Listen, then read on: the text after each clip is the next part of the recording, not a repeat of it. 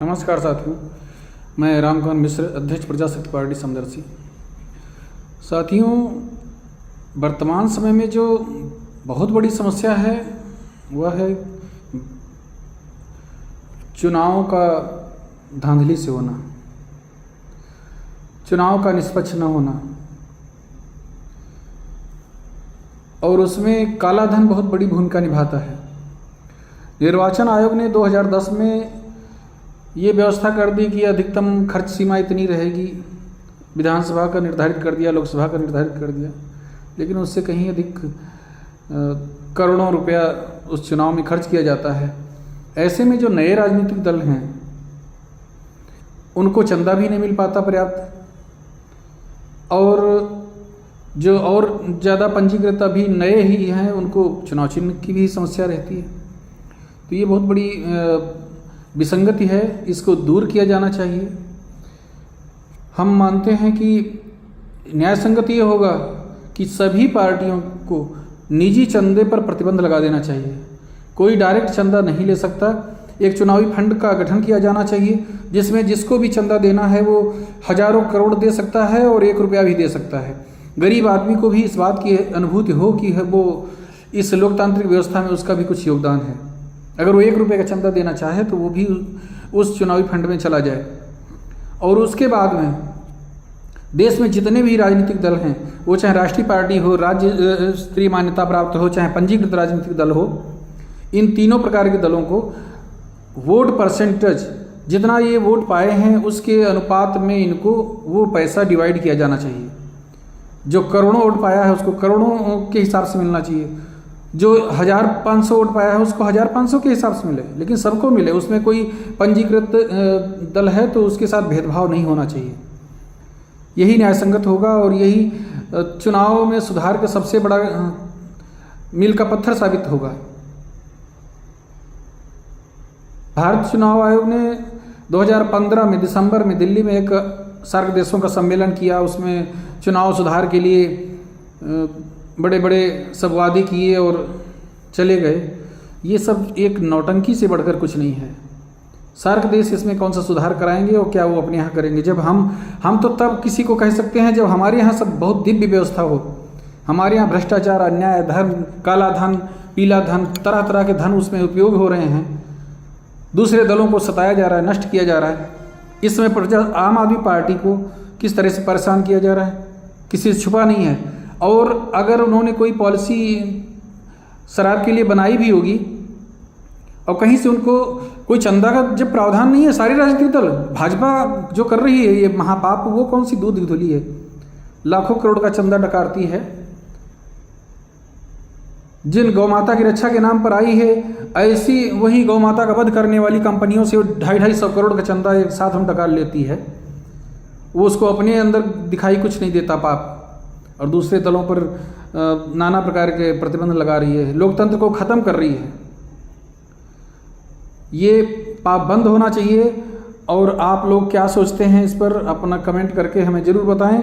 और राजनीतिक दलों को जब तक समान भागीदारी नहीं होगी और समान वितरण नहीं होगा, जब तक जो सत्ता में है वो डकारता रहेगा और अनाप शनाप खर्च करके जनता को बेवकूफ़ बनाता रहेगा, तब तक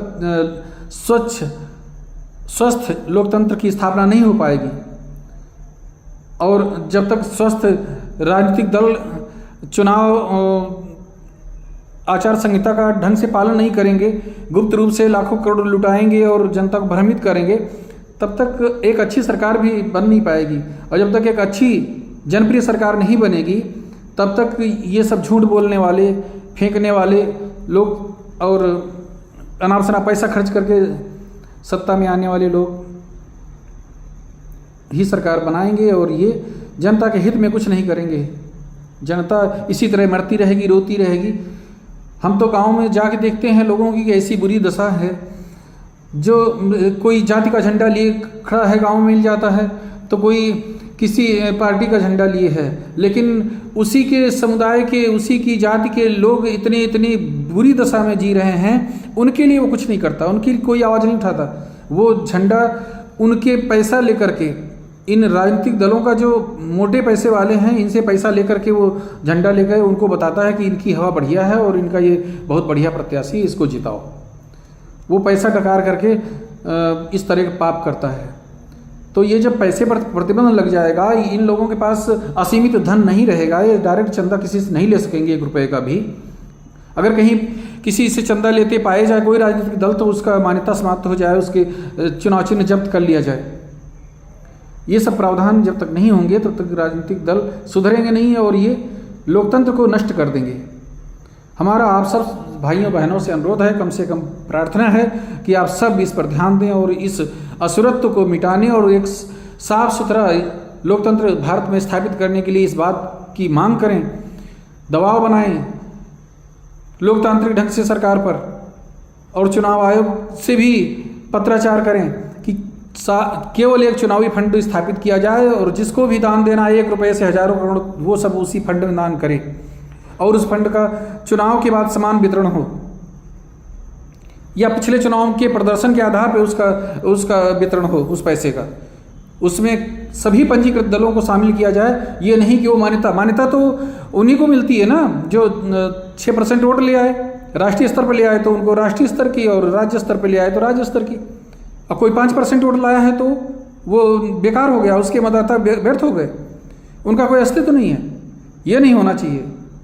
अगर कोई 100 वोट भी पाया है तो उसको भी उसी अनुपात में भुगतान होना चाहिए ताकि वो अगले चुनाव की तैयारी कर सके।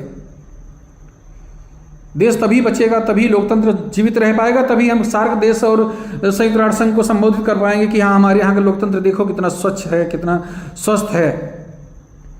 और जब तक हम पाप करेंगे और हम दूसरे देशों को बुला के सम्मेलन खेलेंगे, तब तक ये सब कुछ होने वाला नहीं है। आम आदमी का कहीं कोई अस्तित्व नहीं है इस लोकतांत्रिक व्यवस्था में जो इस समय चल रही है, जहाँ केवल पैसे का ही बोलबाला है।